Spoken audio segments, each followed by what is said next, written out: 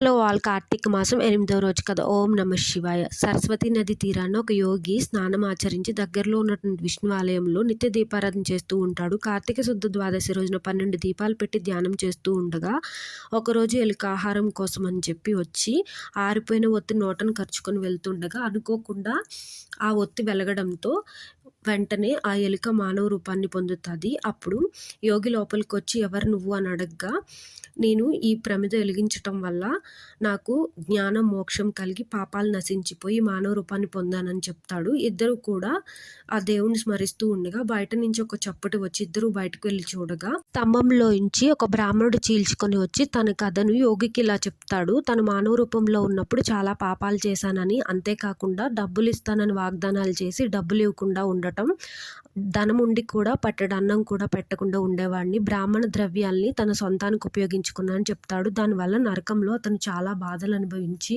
52,000 సార్లు కుక్కగా, 10,000 సార్లు కాకిగా, 10,000 సార్లు తొండగా, 10,000 సార్లు పురుగుగా, 1,00,00,000 సార్లు చెట్టుగా, 1,00,00,000 సార్లు మొద్దుగా జన్మించానని చెప్తాడు.